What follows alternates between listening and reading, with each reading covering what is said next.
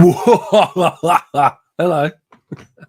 How are you all? Welcome to the show. It's Merry Monday Mailcall Show, otherwise now known as the Mystery Monster Mailcall Show, especially for October. Welcome, everyone. I hope you're well. I've got a little bit of a crick neck this week. I can't catch a break. But yes, we managed to get a video out this week as well. So if you haven't already, catch that one, all about Doom Lord. So yeah, hopefully you enjoy that. And today we've got some Man-Thing for you. Haven't got a giant size one, but we do have a heap of Man-Things to parade for your edification and delight. Always a pleasure to handle a Man-Thing. Sorry, can't help myself. That old chestnut needs to be cracked. And every time I see Man-Thing, I can't help but think about it. And Steve Gerber, it's the reason why it's called Giant Size Man-Things, down to Steve Gerber, who we'll be talking about later. Let's talk to the chat though first. Derek Hammondtree's in the house. Hello, Derek. How are you, my friend? It's great to see you. The coach, Comic Collector Coach, is here. Hello, saying hello to everybody. Really good to see you too, mate. Vincent, of course, is here. Hello, Vincent. Great to see you. And Gary Sassaman from Tales from My Spinner Rack is here as well. Hello, how are you? It's been an absolute while. We need to get on a live stream again together, and I am looking forward to your horror show or horror video that will be coming soon as well. Can't wait to see that. Looking forward to seeing it. So, without further ado, before we move on, actually, I do want to cover off something, which we've been running memberships for a little while, and you may notice that I've stopped running an ad for it. So I think we're going to I'm going to postpone memberships for the time being. I need to sort of rethink how we're doing memberships on the channel in the next coming months. So probably going to hold that off for the time being. All memberships will still be going to the Hero Initiative, but I need to rethink in terms of what we do content-wise. But I just wanted to give everyone a heads up on that one. I may pause memberships for a little while, or I may not, but for the time being, it's primarily going to be more for donations to the Hero Initiative for the time being. We've raised over, I think, $300 so far for the Hero Initiative with all the memberships and the super chats. So super great, and thank you all for the support on that. Super chats as well will also be going to the Hero Initiative as well. But I just wanted to give everyone a sense of that. Stay tuned. There'll be some updates coming soon in terms of what we'll be doing with that. But we'll switch to the books before we say hello to Mr. McGroovy. How are you, sir? Great to see you. And of course, Ronnie Johnston's here as well, looking out for some more Man-Thing as well. I'm going to bring the camera up and show you my Man-Thing. Let's do that, shall we? There it is. Let's make my Man-Thing big. There it is. Oh my God, this joke can go on for years. I'm so glad to see you all. I'm so glad. Hopefully, I'm not offending anyone. But yes, whenever you're talking about Man-Thing, you've always got to throw in some sort of double entendre. Now, this is a whole set of books, a bit of background on this one. So I got this from this whole batch of books that you're about to see. I got them from a UK auction house. And I have purchased from this UK auction house before, but there was a specific set of books that you could tell came from this collection. And so this, alongside another set of books, two lots. One was this Man-Thing lot, and there were a couple of Man-Thing lots, also the first series as well, volume 1. But this one particularly piqued my interest, alongside some Nick Fury, Agent of S.H.I.E.L.D. So I picked both of these up, knowing full well that they would be in super high grade. So they are as good as you can get for raw books from a UK auction house. I mean, they're pretty, and we'll come to that towards the end. But pick these up. Now, the trick with these, unfortunately, was that then they were sent to me over here in Australia. And when they arrived, we couldn't find them in the house. Like they disappeared. Now, we do have builders in at the moment, So we thought all manner of things, right? Like they didn't leave at the door. There was a photo of them being left at the door. They disappeared. We didn't find them for 2 days. So I was like, panicking that, and as you'll see, there is a very expensive book in here. And so we were able to, after 3 days, this envelope just appears on the side of the window ledge in the house. So we found it. No, all alarm bells going off, but all good. We found it in the end. But yeah, these almost never made it into the collection, so it's just great to have them. But as you can see here, so this one is an interesting one because it is the first mention of the nexus of all realities, which I'm sure will be playing a part in future MCU episode installments. So stay tuned for that. Also, Jennifer Cale's first appearance in here, and the first appearance of Thog, the powerful Hell Lord. So yes, so this is, as I say, Adventure into Fear number 11, second Man-Thing in title. So I thought I'd share this with you. Let's have a look in the art. The Haunter of the Swamp. So Steve Gerber on script. Aforementioned Steve Gerber here. Rich Buckler on pencils, with Jim Mooney on inks. But as you can see, I think the nexus of all realities is torn open a hole, bringing the demon Hell Lord in. But just look at that. Whoa. How to confront evil. Man-Thing looking very much like a shambling heap rather than his usual self. And there he's, look at this. All great stuff. And there, beautiful, beautiful. And then at the back, a nice Spider Waits story, reprinted from, not quite sure what book that is. We get an ad for Frankenstein, coming soon to the Macabre Marvel. So yeah, these were great in terms of avatars. As you can see, look at the quality of that. Pretty decent looking stuff. So that's number 11. And you'll guess where this is going. Number 12, and again, let's look at that. Beautiful stuff. Really happy to pick that up. No key significance in 12, but does have Jim Starlin on pencils with Rich Buckler on art. Steve Gerber again on script. I think Steve Gerber was on script now through the whole Adventure to Fear piece. But look at these Jim Starlin pencils. May have to get this signed by Jim. Very much tell Jim Starlin's style here. Yep, there you have it. Bit more great splash pages there. I'm not sure who the Terrific 10 are.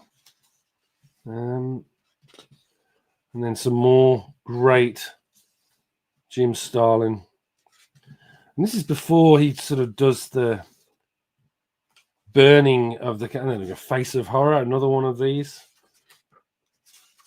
Let's see if we've got any decent house ads. No, that's it. There's your lot. And issue 12. Let's check the comments and see what is everyone saying about these great books. Jim Starlin. I did not know that Jim Starlin drew an early issue of Man-Thing. So this is why I like opening these up with you all, because I learned something new and hopefully you learned something new too. Issue 13 we've got next. So let's just quickly check the comments. We have... Hi, Richard. I would love a Man-Thing and Swamp Thing Marvel DC crossover. I'm not sure if they've actually done that already. I wouldn't be surprised if they hadn't already done it. The question would be, is what would they call it? Swampy Man-Thing? Man swamp things or swan thing. Maybe that would be it. Who knows? But yes, love Jim Starlin too. It's good to see him on the art there. Issue 13. Again, look at this. It's pretty great stuff, right? Like really good. Just really nice looking copies. So very happy. Even though they did get lost for a brief while, and I was panicking. We did manage to find them. Steve Gerber, again on writing duties. Val Merrick on pencils, and Frank Boll on inks. More supernatural stuff. Amazing that all these monsters turn up, and I'm assuming that's because of the Nexus of All Realities. There we go. Nexus of All Realities appearing. But it is great to see. It's a funny one how Steve Gerber created this idea so that he could have stories, because otherwise it would have got very boring very quickly with Man-Thing. Because you can imagine there's only so many people that wander into the swamp. So bringing in the Nexus of All Realities was probably a stroke of genius by the man himself. But yeah, wonderful stuff. Nothing too amazing in that issue. So that's issue 14. What do you think so far, folks? What's your favorite?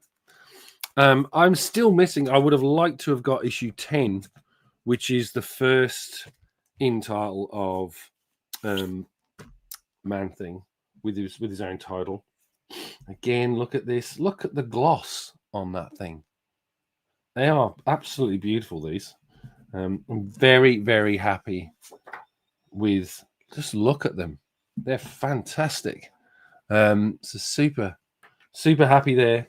Val Merrick again on art, this time with Chick Stone on inks, and Steve Gerber again. Nice, like this one. And again, you can tell this is another one of these good examples where you can really tell the difference that an inker makes on an artist. So you can sort of compare the two. If you looked at that compared to Val Merrick's art inked in the previous issue, this is a bit more interesting in terms of the space, although I'm not sure what's going on with the eyes there. But that said, you can see it's a lot more dynamic, a lot more interesting. So Chick Stone, I think it was Chick Stone. Yeah, Chick Stone does a great job in inking this. Swamp Thing, Man-Thing going feral on an alligator and various animals. But yeah, again, I can see this is it's as we do this more and more often, it's really interesting to see how an inker's work really does change the look of a book. And I remember very vividly in terms of things like Terry Austin. Whenever Terry Austin would ink over the top of someone, the artwork would just be so elevated. And it's always interesting to see how that sort of translates. Jack Kirby's a classic example, right?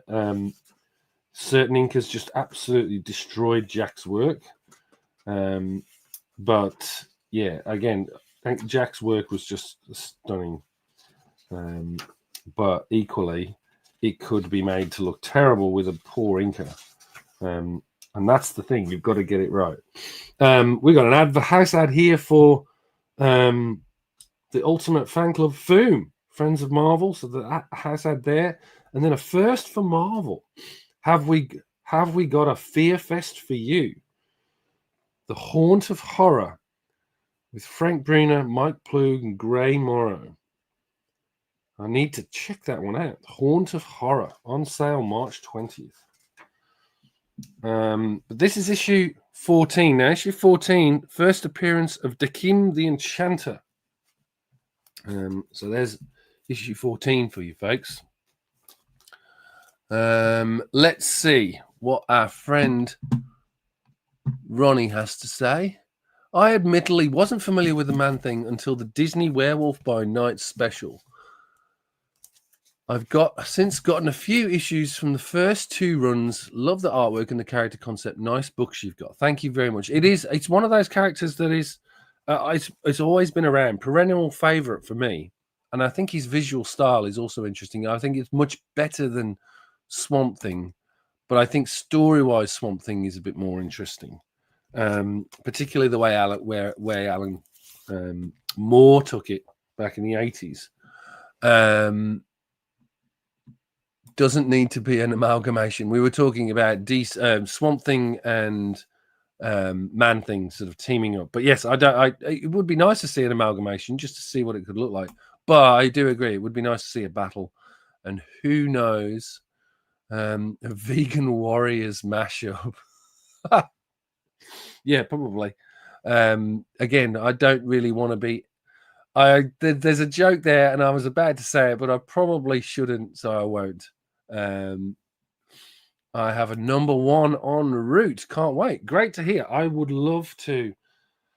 I still need my number 1. I think I've got a number 1 of volume 2, but not volume 1. So I need to get volume 1, which is the classic issue. But yes, and what's that? Agreed. Man Thing, Swamp Thing, but I do love both. Yes. Anyway, so this is Venture into Fear 15, Into the Lord of the Dark Domain. Once again, look at that. Beautiful stuff. Wonderful condition. Very little. If there's some little spine ticks, they don't look color breaking, so that's good. Val Marek again. Frank McLaughlin on inks. Steve Gerber on pencils, and again you can see the difference. Suddenly it's reverted. Different inking style again over this. Man Thing entering the city, shambling through the city, feeling no emotion, thinking no thoughts. The Man Thing, foul of form, barren of mind. Tale of the Tomb. Again, more what seems nexus of realities working through.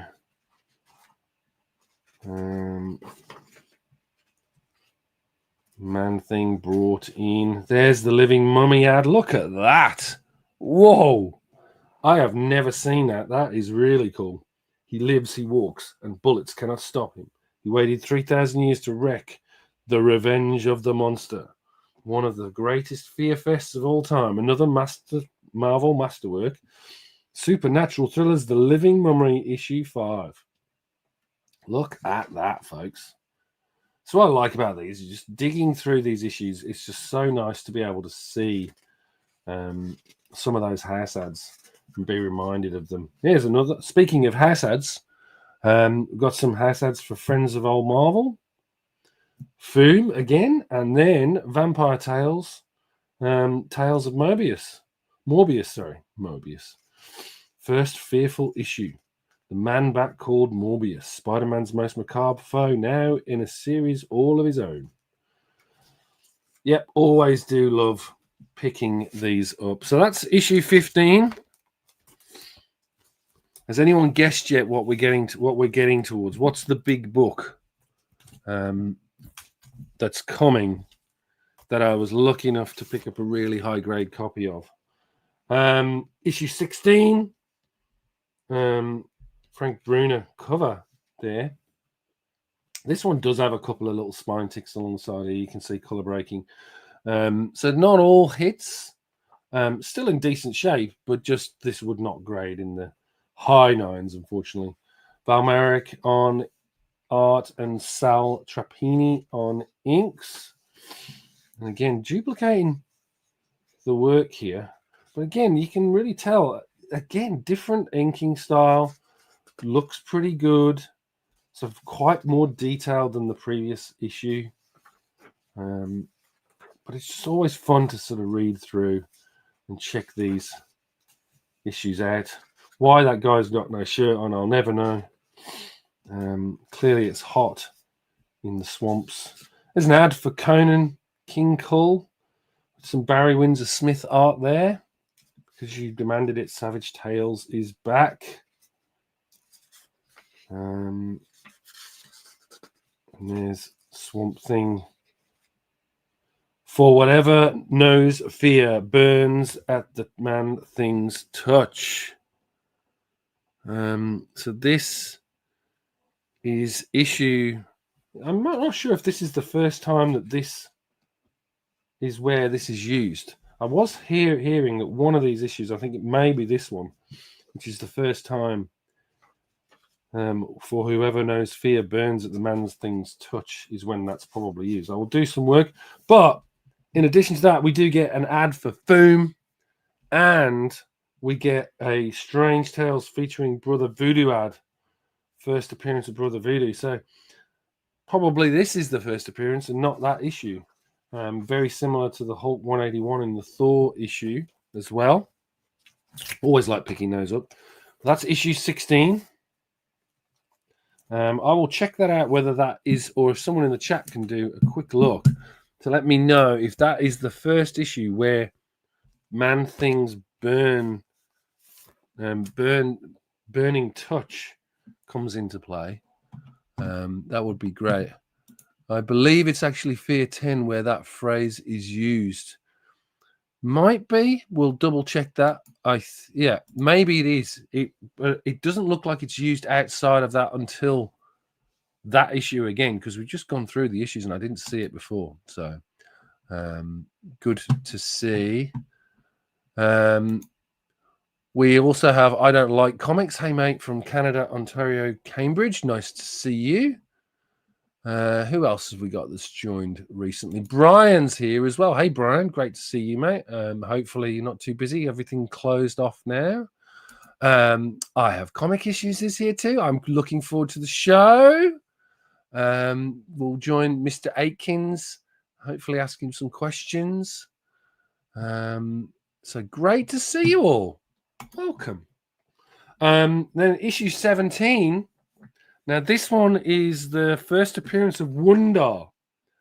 Alien, similar origin to Super. Whoa, what is go? Whoa! Okay. All right, this is issue 17. I think we're in for a treat here, folks. Beautiful looking copy. Everything's as normal. What is that? We have what looks like. Oh, I think this is normal. So, what? I have never seen that. So it's a glossy ad inside the inside cover. For a second, I thought it was like a weird double cover. But this, so this is a Frank Bruner cover, by the way. But this, I need to check this out. Very interesting stuff. For a second there, as I say, I thought I had a weird error printing, but clearly not. But yeah, that's interesting in itself. You get that. I've never seen that before, so that's a fascinating one. Steve Gerber, Val Marek, and Sal Trappini. It came out of the sky. So there we have Man-Thing. Man-Thing meeting Wonder. Very similar. Steve Gerber basically recreating the mythos of Superman in his own style. It's fascinating to pick that up and see that in play. And again, you can tell that the inking of this not as great as those previous issues. Again, the inking is it becomes even more important depending on which artist. Friends of Old Marvel House ad there. We got Mail Things as the letters page. Very good. But yeah, that's an interesting one. I'd never realized that it had that insert inside. So not your average Mark Jewelers. I'll do a little bit of research on that because that's an interesting one to find how that works.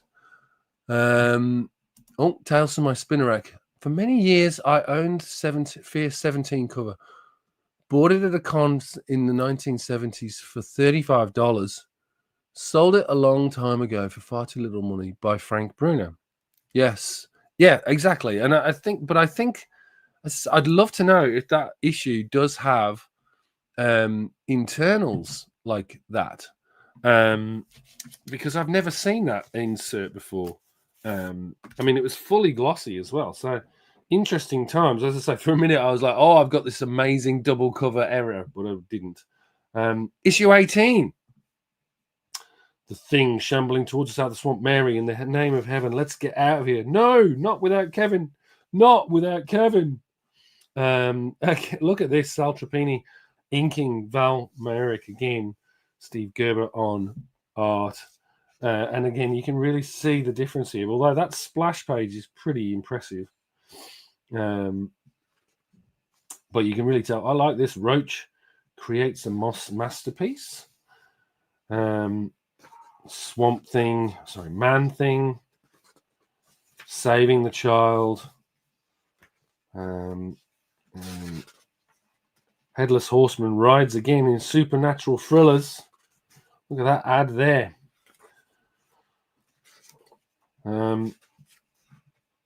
Oh dear, really terrible stuff there. One gentleman beating another gentleman.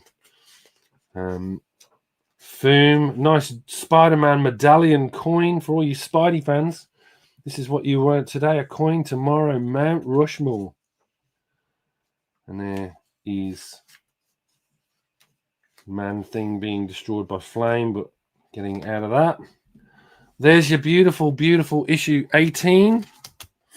But the one you're all waiting for, and the one that I've been looking for the longest time, and I finally secured as part of this lot, is this issue here.